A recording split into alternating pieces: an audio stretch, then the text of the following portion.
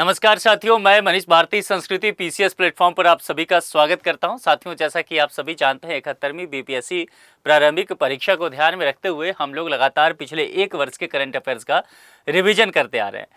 आज lecture number 33 तक हम लोग पहुंच चुके हैं। क्या करते हैं साथियों, हम लोग प्रत्येक दिन 10 टॉपिक लाते हैं, उससे 10 क्वेश्चन तैयार करते हैं। एक क्वेश्चन मैं आपको दिया करता हूँ जिसका जवाब आप मुझे कमेंट बॉक्स में लिख करके बताते हैं। अब चलिए सीधे यहाँ पर चलेंगे आज के लेक्चर की तरफ। उससे पहले आपके लिए एक सूचना है, और सूचना क्या, दरअसल एक ऑफर है अगस्त सुपर सेल का, संस्कृति आईएएस की तरफ से दिया जा रहा है। और इसकी जो वैधता है इस सेल का, वो ध्यान रखिएगा 18 से 22 अगस्त तक, यानी कि आखिरी तारीख जो रहने वाली है वह 22 अगस्त है।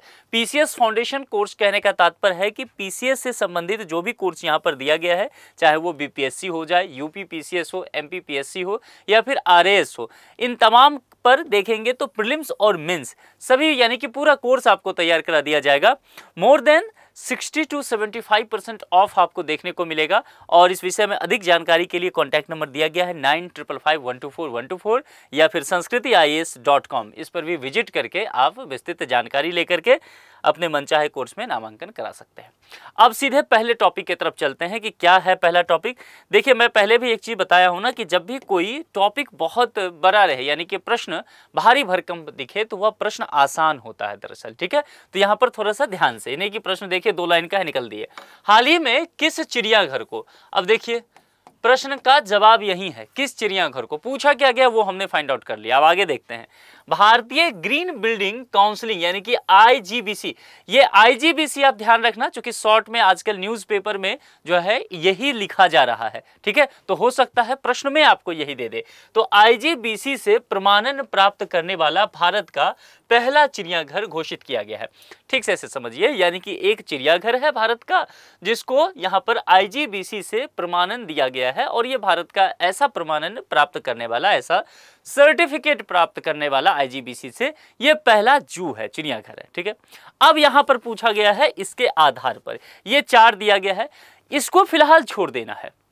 तरीका बताता हूं अप्रोच करने का, इसको छोड़ दीजिए। ये नाम आपको शायद ना पता रहे, कई बार हो जाता है। आप राज्य पर ध्यान देना, ओडिशा, हिमाचल प्रदेश, तमिलनाडु, आंध्र प्रदेश। हो सकता है आयोग जो प्रश्न बनाए ना, वो इतना ज्यादा जाकर के नहीं बस राज्य पूछ ले कि किस राज्य में ये चिड़ियाघर है, और राज्य यदि ध्यान रहता है तो आप सीधे वहां से पहुंच जाओगे। मामला समझ में आया? तो यहां पर जो बात की गई है हिमाचल प्रदेश को लेकर के, हिमाचल प्रदेश में दरअसल यहां पर एक चिड़ियाघर है, दुर्गेश अरण्य जूलॉजिकल पार्क। हिमाचल प्रदेश के जो मुख्यमंत्री हैं सुखविंदर सिंह सुख, उन्होंने ये घोषणा की कि दुर्गेश अरण्य जूलॉजिकल पार्क को भारतीय ग्रीन बिल्डिंग काउंसिलिंग यानी कि आईजीबीसी से प्रमाणन प्राप्त हो गया है। और ऐसा हुआ है तो यह भारत का पहला चिड़ियाघर है जिसे आईजीबीसी से क्या हुआ है, मान्यता प्राप्त हुआ है। तो किस विकल्प के साथ चलेंगे? बी विकल्प के साथ। बताइए इस प्रश्न की महत्ता क्या होगी? कम से कम 4 स्टार डालिए। क्यों ऐसा कह रहा हूं? क्योंकि ये इन्वायरमेंट से संबंधित टॉपिक हो गया। मैं लगातार बताता हूं कि जो भी टॉपिक इन्वायरमेंट से संबंधित हो जाए उसको अच्छे से तैयार करके जाइए, वहां से प्रश्न बन जाते हैं। भारतीय ग्रीन बिल्डिंग काउंसिलिंग वही आईजीबीसी का गठन कब हुआ? अब आईजीबीसी चर्चा में आ गया तो 1-2 प्रश्न इस पर देखना लाजमी है, क्योंकि यहां से प्रश्न बन सकता है। अब देखिए आईजीबीसी के विषय में 1-2 बात समझ लीजिए। सबसे पहले इसकी स्थापना जो है 2001 में हुआ। और दूसरा एक और पॉइंट है, ये कई बार पूछा जा सकता है कि ये किसका हिस्सा है? भारतीय उद्योग परिसंघ इसका ये हिस्सा है। भवन संरचना, पर्यावरण अनुकूल मानक, इसके आधार पर यह क्या करता है, प्रमाणित करने का कार्य करता, सर्टिफिकेशन का इसका कार्य है। यह पूछा जा सकता है कि इसका कार्य क्या है, तो यह पता होना चाहिए। फिलहाल हमारे लिए आवश्यक था 2001, बी के साथ हम चलेंगे। मामला समझ में आ गया ना कि क्या क्या इससे पूछा जा सकता है। अब चलिए, भारत में कूनो अभ्यारण्य के बाद चीतों को कहां लाने की तैयारी की जा रही है? ठीक है, अभी आप जानते हैं चीता कई जगहों से लाया गया, अफ्रीका से लाया गया। भारत में जहां जहां उसके अनुकूल वातावरण हो सकता था उन जगहों पर उसे रखा गया। खास करके अगर देखेंगे कूनो नेशनल पार्क जो यहां पर लिखा गया है, साथियों एक बात चर्चा में समझ लीजिए, कूनो अभ्यारण्य की बात आ गया है तो यहां एक प्रश्न बन जाता है, और इसको 4 स्टार डाल दीजिए। ये जो कूनो अभ्यारण्य है ये किस स्टेट में है? तो मध्य प्रदेश में। पहली चीज ये आपको पता होनी चाहिए। ये चीता जो यहाँ पर लाए गए हैं ये कहाँ से लाए गए हैं? तो ध्यान रखिएगा, ये आपसे पूछा जा सकता है और ये अफ्रीका से लाए गए हैं। तो ये 2-3 फैक्ट पहले पता होना चाहिए, फिर हम आगे चलेंगे। अब एक प्रश्न यह भी बनता है, सोचिए अपने तौर तरीके से सोचिए कि अफ्रीका से जिन चीता को भारत लाया गया उनको मध्य प्रदेश में ही क्यों रखा गया? पहला कूनो छोड़ दीजिए, मध्य प्रदेश के हिसाब से सोचिए। क्योंकि यहाँ पर जो चीता को भारत में पुनर्वास किया गया उसके अनुकूल वातावरण उसको मिला, क्योंकि ऐसा कहा गया कि भारत में अगर कहीं और रखा जा सकता है तो हो सकता है उसकी मृत्यु होने लग जाए। तो सबसे अनुकूलित जगह कहाँ हो सकता है, वहीं उसको रखा जाए, वहीं पुनर्वास किया जाए। कई नेशनल पार्क ढूंढे गए, अभ्यारण्य, और उसमें दिखा कि कूनो नेशनल पार्क जो मध्य प्रदेश में है वो सबसे अनुकूल है चीते के पुनर्वास के लिए। मामला समझ में आ रहा है? तो इसलिए कूनो में रखा गया। अब यहाँ प्रश्न क्या कहता है? कूनो अभ्यारण्य के बाद, लेकिन कूनो के बाद भी देखा गया कि अगर सबसे अनुकूल था फिर वही क्यों नहीं, फिर शिफ्ट क्यों हुआ? क्योंकि आपने देखा होगा कि लगातार ये खबर आया कि कई जो चीता है उसकी मृत्यु हो गया कूनो में, यानी कि इतना अनुकूल होने के बावजूद भी स्थिति जो है वो खराब ही रहा। तो कहा गया कि हम फिर से इसका रिव्यू करेंगे। ठीक है, फीडबैक आया और उस पर रिव्यू किया गया। तो कहा गया कि और जगह भी रख सकते हैं। और उस स्थिति में चूंकि मध्य प्रदेश, इसीलिए मैंने चर्चा किया कि कूनो है, यानी कि भारत में सबसे अनुकूल जगह कहां मिला? मध्य प्रदेश में। तो कुल मिलाकर के इसके बाद भी अगर कहीं रखा जाएगा चीते को तो वह मध्य प्रदेश में रखे जाने की अधिक संभावना रहेगा। यहां आपको स्टेट नहीं दिया गया है, लेकिन संभव है कि आयोग में यदि इस तरह का प्रश्न आता है तो मान के चलिए स्टेट का नाम रहेगा। ठीक है, तो ये ध्यान रखिएगा। इसीलिए मैं कह रहा हूं कि स्टेट से अगर आप इस चीज को ना भी ठीक से याद रहेगा, ना भी पढ़े रहेंगे, तो मध्य प्रदेश में जो रहेगा या उसके आसपास उसके साथ जा सकते हैं। अब यहां पर जो जवाब है, अगला जो रखा गया था, पुनर्वास किया गया, वह केंद्र गांधी सागर अभ्यारण्य। और गांधी सागर अभ्यारण्य कहां है ये आपसे पूछा जा सकता है, और इसीलिए मैंने आपको यहां पर मध्य प्रदेश पहले से ही बता दिया, क्योंकि बहुत अधिक संभावना है कि यह प्रश्न आपसे पूछा जाए। ठीक है, बी विकल्प ध्यान रखिएगा, मोस्ट इंपॉर्टेंट ये टॉपिक है। क्योंकि कूनो नेशनल पार्क काफी चर्चा में रहा, चीता के पुनर्वास के लिए कहा गया, बहुत रिसर्च करके यहाँ पर चीता को लाया गया, लेकिन ये फिर भी बहुत अनुकूल नहीं रहा। चलिए आगे चलते हैं। भारत की पहली, सबसे पहली शब्द आते ही क्या करेंगे? कम से कम 4 स्टार तो डाल ही देंगे ऐसे टॉपिक को, क्योंकि ये शब्द अपने आप में काफी इंपॉर्टेंट है। भारत की पहली आधुनिक गौशाला जिसमें बायो सीएनजी संयंत्र भी है, इसका उद्घाटन प्रधानमंत्री मोदी ने अक्टूबर 2024 में किया। आपसे पूछा गया है कि कहां किया, लोकेशन आपसे पूछा गया है। और यहां पर जरा ध्यान दीजिए विकल्प पर ध्यान देंगे तो आप देखेंगे कि उज्जैन, भोपाल, ग्वालियर या फिर इंदौर, ये चारों शहर जो साथियों है वह कहां का है? एमपी, मध्य प्रदेश के ही ये चारों शहर हैं। तो अक्टूबर 2024 में प्रधानमंत्री नरेंद्र मोदी ने, यह सही बात है कि मध्य प्रदेश में इसी में से किसी एक शहर में जगह है, वहां पर लाल टिपारा गौशाला, नाम सुना है? ये नाम ध्यान रखिएगा, लाल टिपारा चर्चा में रहा था। ये एक गौशाला है दरअसल। ठीक है, लाल टिपारा गौशाला, इसको नोट कर लीजिए। तो और लाल टिपारा गौशाला जो है, यहीं पर जो देश का पहला देखेंगे आधुनिक गौशाला जो बायो सीएनजी संयंत्र वहां पर है, स्टेबल किया गया है, उसका उद्घाटन किया। अब यह पूछा जा सकता है कि ये फिर है कहां? तो ये ग्वालियर में है, ध्यान रखना है। सी विकल्प के साथ चलेंगे, ग्वालियर। मामला समझ में आ रहा है ना? तो इस तरह से ध्यान रखिएगा, गौशाला का टॉपिक है, इंपॉर्टेंट है। सिमलीपाल टाइगर रिजर्व, अब फिर से देखिए टाइगर रिजर्व आ गया और सिमलीपाल चर्चा में रहा है। क्या करना है? 5 स्टार सीधे। किस राज्य में स्थित है ये पूछा गया है। सिमलीपाल टाइगर रिजर्व के विषय में मैं आपको पहले भी 1-2 प्रश्न कराया हूं, तो ये आपको पता होना चाहिए। और मैंने आपसे कहा था कि ओडिशा इसको लेकर के चर्चा में रहेगा। सिमलीपाल टाइगर रिजर्व जो है पूर्वी भारत के ओडिशा राज्य में एक जिला पड़ता है। जिले का नाम नोट कर लीजिए, मैं उस वक्त डिस्ट्रिक्ट नहीं बताया था, मयूरभंज डिस्ट्रिक्ट। ठीक है, ये कहां पड़ता है? ओडिशा। ठीक है, तो ये ओडिशा में है, ये बस ध्यान रखना, ओडिशा जिला में स्थित है। और दूसरा देखा जाए तो यह अब राज्य का, यानी कि ओडिशा राज्य का सबसे बड़ा राष्ट्रीय उद्यान बन गया है। क्या बन गया है? राष्ट्रीय उद्यान, यानी कि नेशनल पार्क। ठीक है, ये ध्यान रखिएगा। किस राज्य में? ओडिशा। सिमलीपाल फिर से कह देता हूं कि इंपॉर्टेंट है, ये पूछा जा सकता है। हमने इस पर प्रश्न पहले किया है तो आज बहुत डिटेल से उस पर नहीं जा रहा हूं, इसलिए मैं हाल ही में आयोजित एक्वेरिन 2025 अभ्यास किसके बीच हुआ है? ठीक है, अब यहां पर भारत श्रीलंका, भारत मालदीव, भारत मॉरिशस, भारत सेशेल्स। तो एक चीज समझ में आ गया, अगर ऐसे प्रश्न रहे, पैटर्न समझ लीजिए, इस प्रश्न को 2 मिनट रोक लीजिए, और उसमें अगर भारत ना रहे किसी के साथ तो ऐसे विकल्प को हटा दीजिएगा बेरहमी से।